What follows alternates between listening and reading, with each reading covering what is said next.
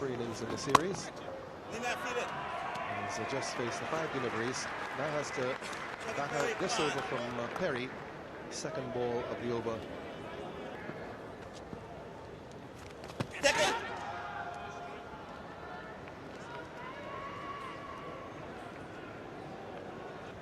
Go ahead, John.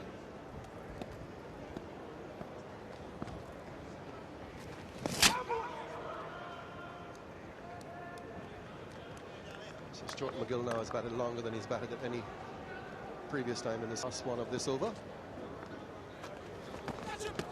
In strike.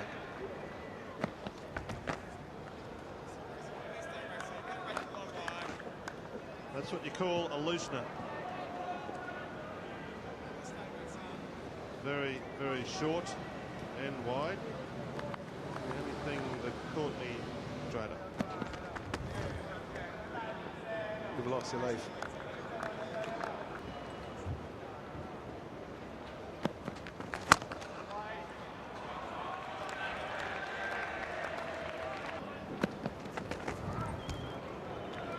The northeast. Right. Under the over for Walsh. He starts off with a maiden one. It's well in the distance, just over the bay.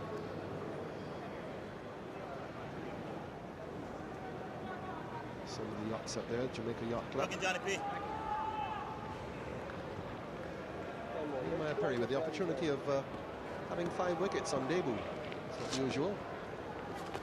Oh! Johnny. And, what an achievement it would be for him here in his home ground. Also plays his club cricket here for Kingston. Johnny, get some bounce and Also plays for Jamaica in the regional competition.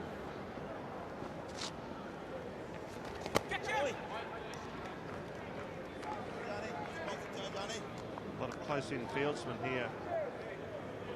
Putting pressure on Stuart MacGill.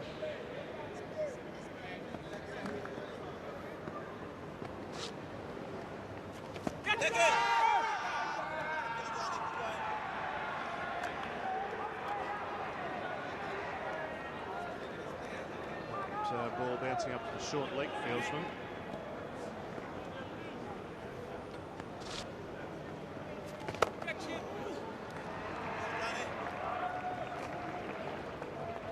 But there's 4 close-in fieldsmen. This man here, a short leg gully catcher.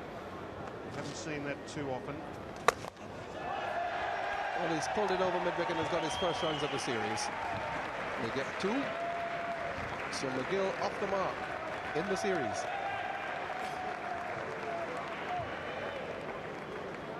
Pleased the Australian camp, who are no doubt very aware of MacGill's stats on tour so far. Go John.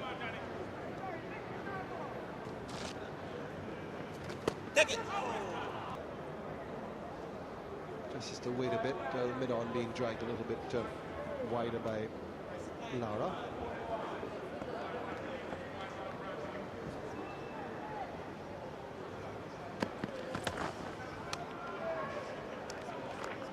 That, hopefully they won't land up in the ocean. Hit the bat.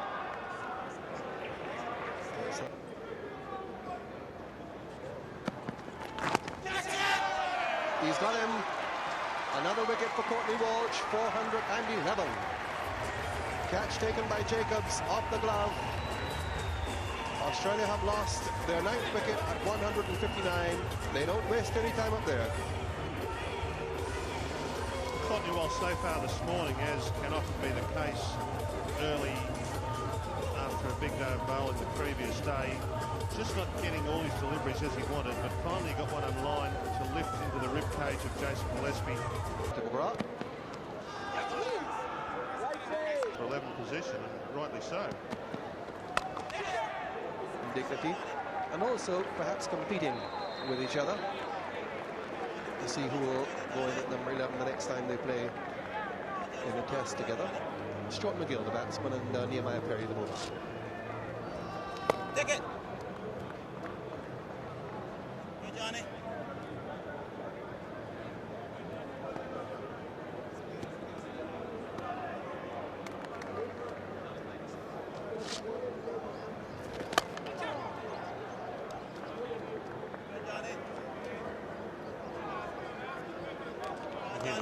keeper saying, "Come on, Johnny."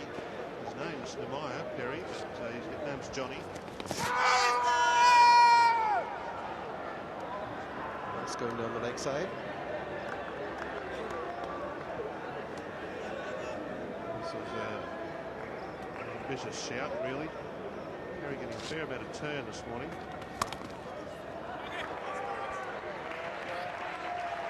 Good desperate save by Jimmy Adams, even at this stage. Good to see. Bounce the turn, Johnny.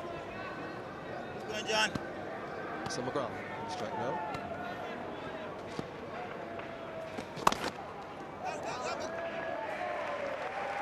Beautifully played.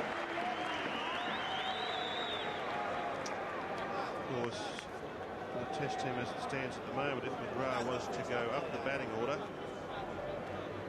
the team remains unchanged. It would be at the expense of MacGill. Oh, that didn't bowl him. Terry exasperated by not getting his 5th wicket. 161 for 9.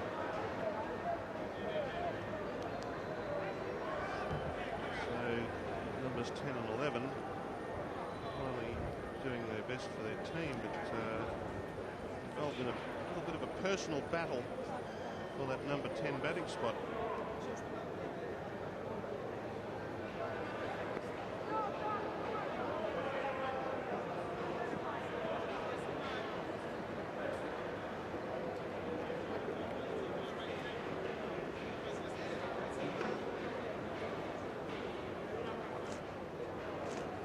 Last ball of the previous over almost ended the match. Perry getting some definite turn here now. Wasn't too far away from the off stump, and also some bunks. And that was a characteristic we saw yesterday from him as well. He got the wicket of Langer with one that bounced quite appreciably. Back now with Walsh.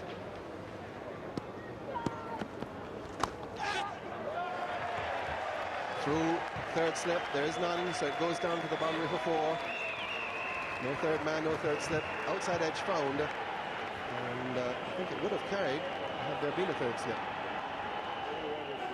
Brian Lara's got short leg in a silly mid-off position, and just run out of available fieldsmen to be in catchable positions. Probably would have been short. Walsh would like to see a third slip in there.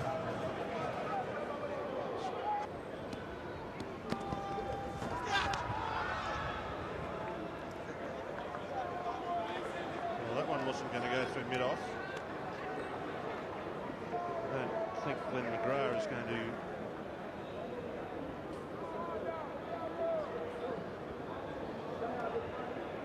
not too many batsmen in the world, not even Brian Lara on the second day of the game would hit that ball in this direction, which is the mid-off region.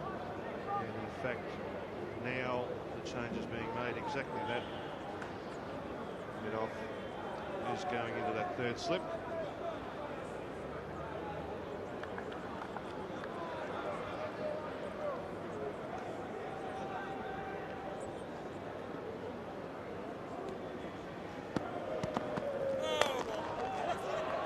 No ball and a run. So McGrath, no problem with that delivery. What we have now is a situation where a short leg, the silly mid-off fieldsman close catching on the bat. There's no outfield. Well, pugnacious shot from short MacGill goes away for 4. So a couple of boundaries in this over, and Australia moving towards avoiding the innings defeat. They just need another 4.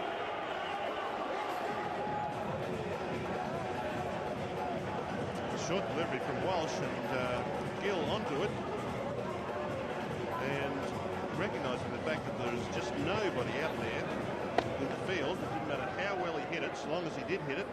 In fact, he got it pretty much off the middle of the bat through mid-wicket.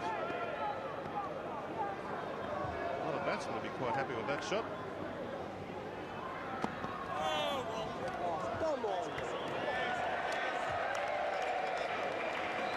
So one more towards the target of avoiding that innings defeat. Now just 3 more needed.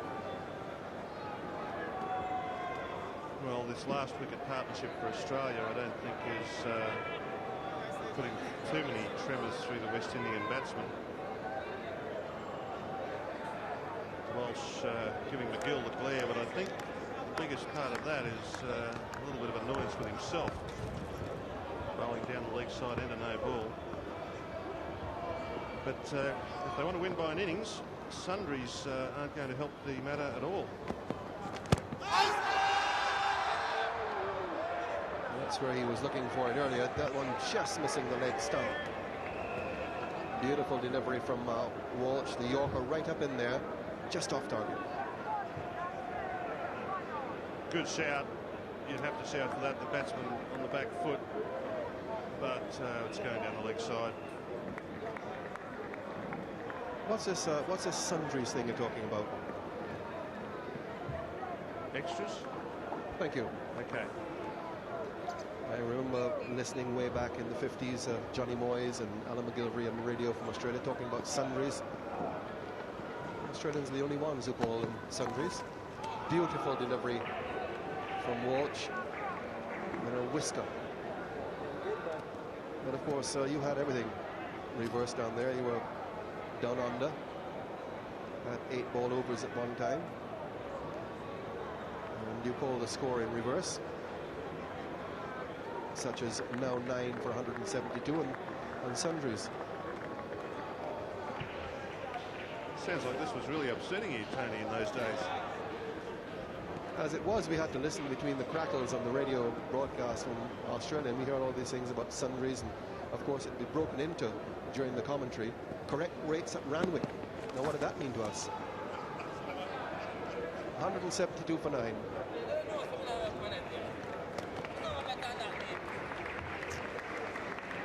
Well, MacGill and McGrath, 2 Macs, doing their best work. They're on 7 and 6 respectively. They'll play and miss a bit against quality bowlers like Walsh and the quite prodigious spin of Perry, but they're getting on with the job, getting runs where they can.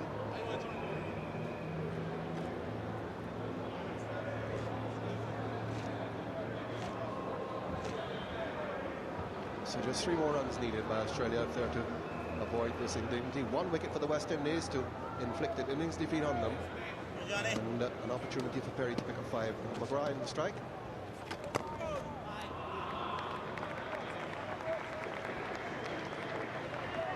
Lara deciding to take out that silly mid-off fieldsman. That wouldn't have been a catch on that occasion, but he would have picked the ball up. I was there.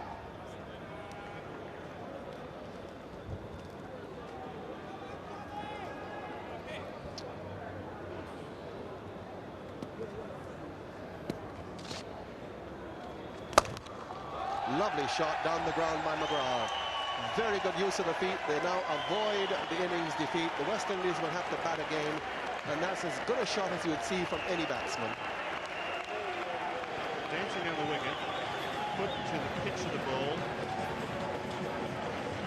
head over the shot, weight over the shot, and a nice clean swing of the bat through the line of the ball, and that is, as Tony Cozier said, as good a shot as you'll see from anyone. Good stuff from Glenn McGrath.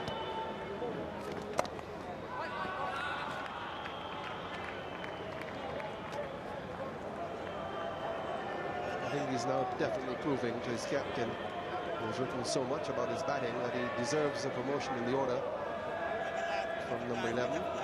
Then again, he might say, look, I've had so much success in this position, leave me there.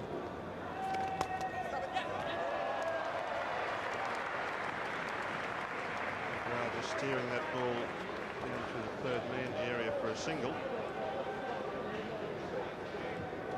Well, that's right. Specialist number 11s are hard to find, and I don't think it's right that batsmen should chop and change necessarily. Over the years, some players have been asked to open and bat 6th next week, and it's really upset them.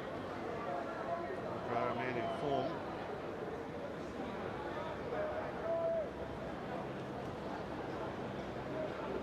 So we'll have a break between innings, however long this innings lasts, and then the West Indies will have runs to get. And that's it. 5 wickets to Nehemiah Perry. This is just after Glenn McGrath had driven Perry down the ground. MacGill trying to sweep that ball back with a square leg, and just came through a bit quick on him.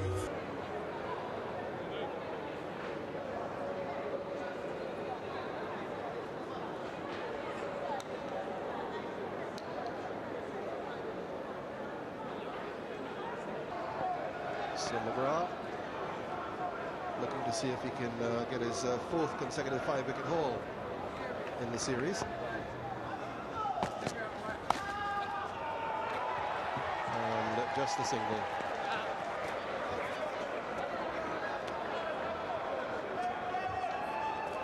Just wondered here, the all ball was brought out, and it looked very much as if the Australians had asked whether they could use it. Now let's look at the law. It states, subject to the agreement, subject to agreement to the contrary, having been made before the toss, either captain may demand a new ball at the start of an innings. Doesn't mean that it's mandatory, certainly by that law, but they are using a new ball. Immaterial. We thought you'd like that little trivia.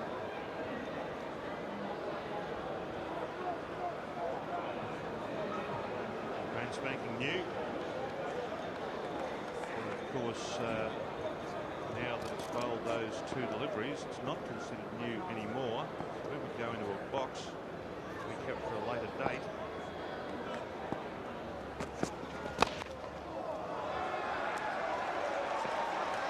That'll be it. Suraj Raghunath has the satisfaction of scoring the winning run for the West Indies. They win by 10 wickets. A happy man, Brian Lara. Happy West Indians, not only in the stands and in the dressing room, but also all across the Caribbean and beyond. An emphatic victory, a famous victory for the West Indies. It levels the series at 1-1 after their sound defeat by 312 runs in Port of Spain last week Monday. They've shown tremendous spirit, led by their captain Brian Lara's magnificent 213, to come back and to level the series after a depressing period in which they lost 7 consecutive test matches.